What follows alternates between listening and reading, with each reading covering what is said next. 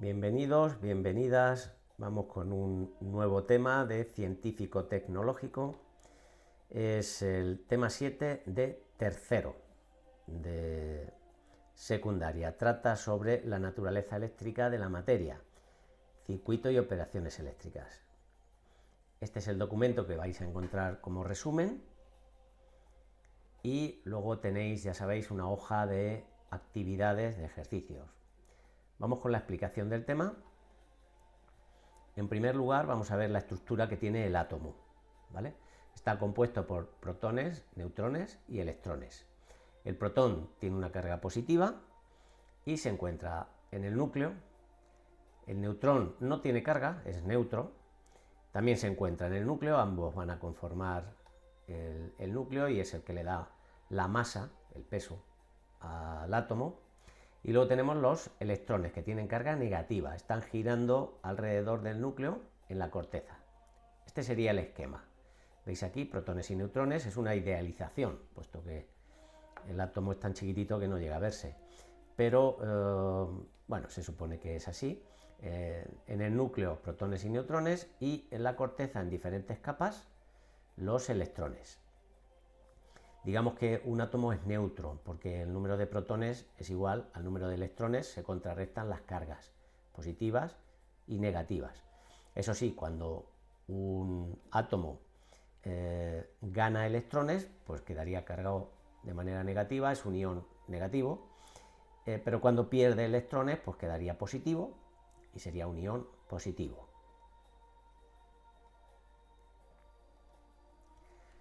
Sobre la fuerza eléctrica, lo que sería concepto de electricidad. Una corriente eléctrica o electricidad es un movimiento ordenado de cargas libres, normalmente electrones, a través de un circuito eléctrico. Vamos a ver tres tipos de materiales. Una que sea un conductor, pues será un cuerpo que permite con facilidad el paso de la corriente eléctrica a través de ellos, sobre todo metales. Aquí tenéis ejemplos como cobre, plata, hierro. El contrario, un aislante, pues es el material que dificulta el paso de la corriente eléctrica. Ejemplos, pues la madera, el plástico, la goma. La mayoría de los cables eléctricos que están hechos de cobre, luego tienen una cubierta para que no nos dé calambre de plástico, que es aislante, o la misma cinta que llamamos cinta aislante, sirve para aislarlo ese conductor y que no nos transmita esa electricidad. Y luego tenemos algo intermedio que es el semiconductor. Es un cuerpo que permite el paso de la corriente eléctrica bajo determinadas condiciones, ¿vale? Por ejemplo, el silicio es el que más se utiliza. Está presente sobre todo en la fabricación de componentes electrónicos. Ese es el semiconductor más utilizado, el silicio.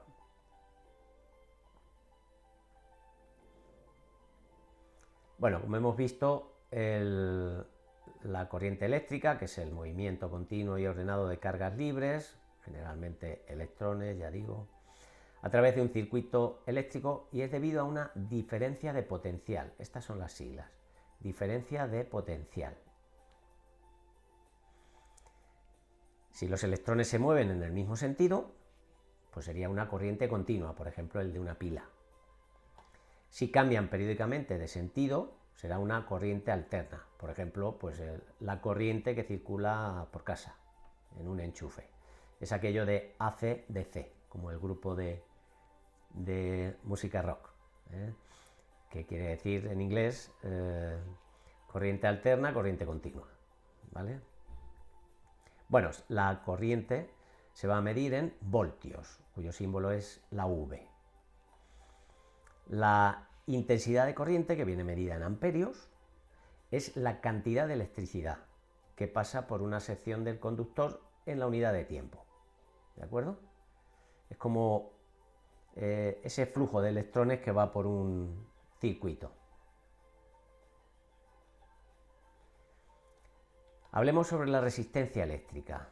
La define la ley de Ohm. En base a este señor, pues las unidades de resistencia son precisamente los ohmios, viene de su nombre, los bautizó. Dice que cada conductor ofrece una oposición para que circule una corriente eléctrica a través de él. Esta oposición dependerá del conductor y será siempre constante, se le llama resistencia eléctrica. Depende principalmente de estos elementos. Primero, la longitud en metros. Cuanto más largo, cuanta mayor longitud tiene el conductor, pues mayor resistencia. Luego la sección, es al contrario. Cuanto mayor sección tenemos, pues la resistencia es menor, porque los electrones circulan, en vez de por un caminito estrecho, pues por una autovía, con lo cual pueden circular mejor, con más facilidad. Y luego depende del tipo de material en sí, que es lo que llamamos la resistividad, ¿de acuerdo? Dependiendo de si es mejor o peor conductor, normalmente son metales los que se utilizan, pues la resistividad puede ser mayor o menor. La unidad de resistencia, como hemos dicho, es el ohmio y viene representado con este símbolo. Y bueno, pues fue este científico alemán quien lo descubrió. Estudió la relación entre la intensidad de corriente, la I, y la diferencia de potencial, la V. Y la resistencia, que es la R, conformando lo que llamamos la ley de Ohm, donde el voltaje es igual a la resistencia por la intensidad. Lo podéis ver quizá expresado también de estas otras formas, que no es una fórmula distinta, es la misma. Lo único es que despejamos, en un caso aquí aparece despejada la diferencia de potencial, el voltaje, y aquí es la misma fórmula, lo único es que despejando la intensidad o la resistencia, ¿de acuerdo? Pero la fórmula es única, es esta. También la podéis ver como voltaje igual a I por R, cambiando el orden. Y así nos forma la palabra de vir, que parece virus. Bien, vamos a ver sobre el circuito eléctrico. Podemos encontrar estos elementos. Primero, el generador de la corriente, sería, en el caso de una corriente continua, pues una pila. Luego tenemos el conductor, que es el propio cable. Tenemos algunos elementos de control, por ejemplo el interruptor para cortar el paso de la corriente, y luego receptores, que son los que van a consumir esa electricidad, esa corriente, como por ejemplo una resistencia, lo que sería un braserillo eléctrico, o una bombilla, las antiguas bombillas de incandescencia, que es también una resistencia. Las bombillas actualmente la mayoría son LED, pero bueno, aunque el consumo es menor y el funcionamiento es algo diferente, pero es lo mismo. Este sería el símbolo, que es la bombilla por la que va a pasar la corriente eléctrica y se va a iluminar, va a lucir. Aquí tenéis, veis, algunos dibujos y el símbolo que lo representa. Este sería la pila o generador, este circulito con el aspa es una bombilla, el interruptor, que es este elemento que al levantarse ya corta la corriente, el conductor es el propio cable, un pulsador que hace las mismas veces que el interruptor, lo único es que subiendo y bajando para que la corriente continúe, o en este caso, ahí como aparece, pues no hay, estaría cortada, ¿de acuerdo? La corriente, no pasaría electricidad. Y un motor con la M dentro del círculo. Bueno, los circuitos los podemos encontrar de dos maneras, en serie o en paralelo. Este sería un circuito en serie y este sería un circuito en paralelo. Veis que los elementos, la resistencia y estas dos bombillas, están colocadas en paralelo. Según nos encontremos un circuito en serie o en paralelo, pues ocurre que las resistencias, la diferencia de potencial y las intensidades se comportan de manera diferente, ¿vale? Entonces, el circuito en serie, todas las resistencias, bombillas, estufas, todo lo que sea, estarán conectadas unas detrás de otras, es decir, en serie. Si se funde una bombilla, se interrumpe el paso de electricidad y se apagan todas. Entonces no es conveniente, dependiendo de la situación, pero no es habitual. Imaginar que tenemos una fila de bombillas, ¿vale?, en la que se me funde la primera, pues ya todas las demás dejarían de lucir, con lo cual me he quedado sin iluminación, porque aquí, en esta primera bombilla, si se funde, se corta la corriente eléctrica y ya no continúa. Bueno, la intensidad de corriente en el caso de un circuito en serie es la misma para todos los elementos. La diferencia de potencial, en cambio, se divide proporcionalmente entre las resistencias, ¿veis? La diferencia de potencial total será la diferencia de potencial sumada en cada uno de los puntos. La resistencia total será la suma de todas las resistencias, tal cual aquí aparece, ¿vale? En un circuito en paralelo, en cambio, el voltaje es el mismo para todos. No se reparten entre los diferentes puntos, sino la diferencia de potencial o voltaje igual para estos tres elementos, las dos bombillas y la resistencia que tenemos aquí. En cambio, la intensidad se dividirá proporcionalmente entre las resistencias. Ahora veremos un ejemplo en cómo se comportan los elementos en función de que el circuito sea en serie o en paralelo. Y para calcular la resistencia, digamos que la inversa de las resistencias, que es esto, la inversa de las resistencias, la total, será igual a la suma de las inversas de las resistencias. Es decir, la inversa de la resistencia 1, la inversa de la resistencia 2, así, ese sumatorio, ¿vale? Es un pelín más complejo de calcular, pero esa sería el equivalente. Bueno, para pilas o bombillas en serie o en paralelo. Veréis, aquí tenemos un cuadro de doble entrada en el que qué pasa con unas pilas si las conectamos en serie o en paralelo, y qué pasa con unas bombillas, lo que tenemos para consumir esa electricidad, si las conectamos en serie o en paralelo, ¿vale? Pues mirad, las pilas, si las colocamos en serie, pues se suministra al circuito más voltaje, se suman los voltajes de ambas pilas. No va a aumentar la duración de las pilas, van a durar lo mismo, lo único es que será un voltaje mayor. Por ejemplo, si tenéis una radio, una linterna, un aparato eléctrico que utiliza pilas, las más comunes, las de 1,5 voltios, si van colocadas en serie, ese aparato va a funcionar, dos pilas, pues si sumamos 1,5 y 1,5, ese aparato va a funcionar a 3 voltios, ¿de acuerdo? Conectando en serie, es decir, el positivo de una pila va a coincidir con el negativo de la siguiente, ¿vale? Así quedarían conectadas esas pilas en serie. En cambio, si las conectamos en paralelo, es decir, positivo con positivo y negativo con negativo, la duración de las pilas va a aumentar, pero no el voltaje va a seguir siendo 1,5. De ahí que si tenemos un mando a distancia, eso es muy común, un mando a distancia que usa dos pilas, ¿de acuerdo? Y las colocamos con la polaridad cambiada, pues el mando no funciona, porque en paralelo, si ese aparato funciona con 3 voltios, con dos pilas de 1,5, y las ponemos sin darnos cuenta en paralelo, pues le estamos suministrando sí, más energía, pero con la misma diferencia de potencial, a 1,5 voltios en vez de a 3, ¿de acuerdo? Las bombillas, pues en serie, digamos que por esas dos bombillas va a circular la misma intensidad de corriente y se reparten la tensión que suministra la pila.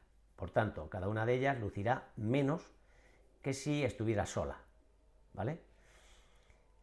Van a consumir menos, la suma de esas bombillas, pero van a lucir menos.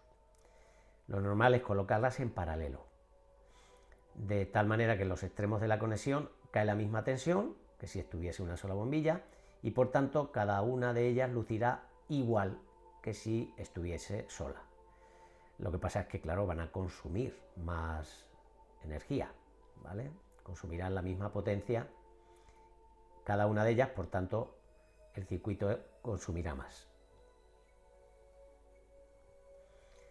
Bueno, vamos a ver dos aparatos de medida, el amperímetro y el voltímetro. El amperímetro mide la intensidad de corriente, los amperios, y el voltímetro mide la diferencia de potencial, que son los voltios. Se coloca el voltímetro, como veis, representado con la V, en paralelo al circuito. ¿Veis? Se coloca en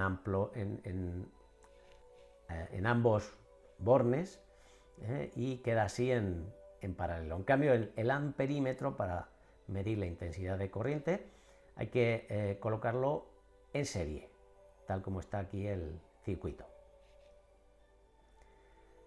Vamos a ver algunos ejemplos, utilizando para ello la fórmula de la ley de Ohm. Dice, si tenemos un circuito con una intensidad de 4 amperios y que hace funcionar una bombilla con una resistencia de 60 ohmios, determina la diferencia de potencial, es decir, los voltios. Bueno, estos son los datos, 4 amperios, 60 ohmios.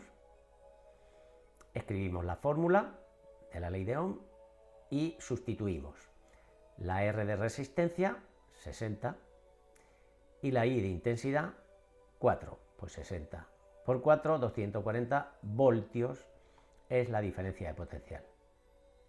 Otro ejemplo. Dice, por un circuito con un voltaje de 180 voltios, circula una corriente de 2 amperios. Nos van a pedir, por tanto, la resistencia. Los datos aquí los veis, 180 voltios a 2 amperios. Pues por la ley de Ohm, sustituimos la R, la despejamos, el 2 que está multiplicando va a pasar aquí dividiendo. Por tanto, la resistencia, 180 entre 2, 90 ohmios. Es bastante sencillo, son pocos elementos lo que tiene la fórmula de la ley de Ohm. Bueno, vamos a ver algunos conceptos sobre ahorro y eficiencia energética como base para un desarrollo sostenible. Aquí veis los principales beneficios del ahorro energético.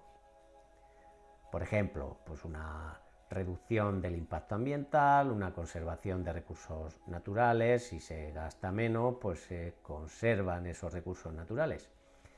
Evidentemente vamos a tener unos beneficios económicos, nos vamos a gastar menos. Esto impulsará la innovación tecnológica, puesto que siempre vamos en busca de aparatos que utilicen de una manera más eficiente la energía, y eso se consigue innovando con la innovación tecnológica. Va a mejorar también nuestra calidad de vida y, bueno, pues digamos que mejorará la sostenibilidad a lo largo del tiempo y es una responsabilidad social que tenemos. Las estrategias para la eficiencia energética, pues primero, optimización de la iluminación. En muchas ciudades se están cambiando las farolas incandescentes que consumían mucho, pues por iluminación LED, que consume menos, es más eficiente. Usar equipos y electrodomésticos eficientes, todos tienen un grado de eficiencia, bueno, pues también en función de eso va el precio del electrodoméstico, pero bueno, es conveniente utilizar equipos que sean eficientes, que hagan su función consumiendo lo menos posible. También mejorando el aislamiento y la climatización en los edificios. De esa manera pues vamos a gastar menos electricidad, menos calefacción, si el edificio está bien aislado y lo climatizamos de una manera correcta. No se trata de pasar frío en verano y pasar calor en invierno, sino hacer una climatización adecuada y que sea eficiente. También el uso de energías renovables, lo que llamamos también el autoconsumo, el producir. Si en el tejado de tu vivienda unifamiliar puedes poner placas solares, pues puedes consumir tú mismo lo que estás produciendo. En la energía, en la industria, perdón, pues una gestión energética de una manera correcta, de una manera ordenada. Luego en el transporte, pues tanto público como privado, empezar a utilizar una movilidad sostenible. Ahora se están imponiendo cada vez más los coches eléctricos que, digamos, contaminan menos y el consumo de combustibles fósiles pues lo vamos reduciendo. Y tener unos hábitos de consumo responsable, no despilfarrar. Sobre las energías renovables. Las energías renovables son los que van a mantener, van a mejorar una sostenibilidad de la energía a lo largo del tiempo. Las energías renovables son esenciales para avanzar hacia un modelo de desarrollo sostenible, aprovechando recursos naturales que son inagotables. A ver, en este mundo nada es infinito, pero para el espacio de tiempo en el que va a vivir el ser humano en este planeta, pues se podría considerar inagotable. Y sería el sol, el viento, el agua y el calor de la tierra, ¿vale? A diferencia de los combustibles fósiles, principalmente petróleo y carbón. Las energías renovables no generan emisiones contaminantes durante su uso, lo que contribuye a reducir el impacto ambiental y a mitigar esos cambios climáticos, ¿vale? Veréis, vamos a ver al menos 5 energías renovables que van relacionadas con la sostenibilidad. En primer lugar, la energía solar, en la que aprovecha la radiación del sol para generar electricidad o calor, siendo una de las fuentes más accesibles y abundantes. El sol depende de la latitud de donde nos encontremos, pero bueno, aquí en España concretamente, pues es un lugar muy propicio para generar electricidad o calor gracias al sol. Las principales ventajas es que es renovable, es gratuita, entre comillas, el coste inicial es la instalación, pero luego ya no hay gastos, el sol se nos da de manera gratuita. Se considera limpia, ya que no produce residuos. Tiene algunos inconvenientes. La primera, que es intermitente, porque por la noche no hay producción.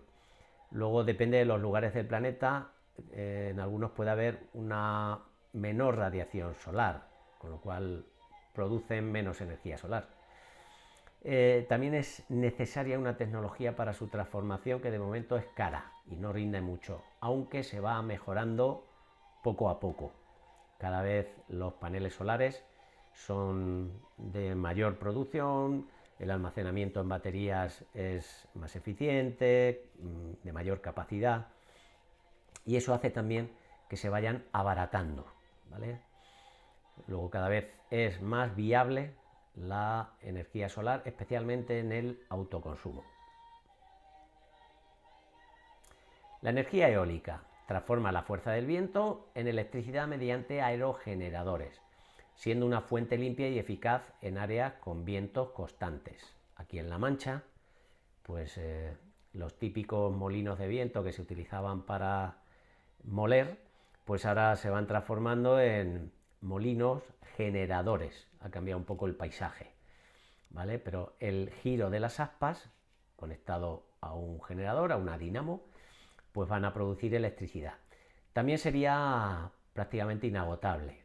Es gratuita y es limpia. ¿Qué inconveniente tiene? Pues que es intermitente, es discontinua. Hace viento, generan. No hace viento, pues no generan, ¿vale? Y luego es verdad que tiene un pequeño impacto ambiental, tiene ruidos, hay inconvenientes también con las aves, pero bueno, Con el desarrollo y mejora de esta energía también se van solventando algunos problemas. La siguiente sería la energía hidroeléctrica. Utiliza el movimiento del agua en ríos y embalses para generar electricidad. Siempre que hay un salto de agua, se aprovecha esa energía potencial que tiene el agua y va a mover también, mediante aspas, pues una dinamo y un generador que va a producir electricidad. Digamos que sería también inagotable, como veis aquí entre comillas, porque bueno, nada es infinito, gratuita y limpia.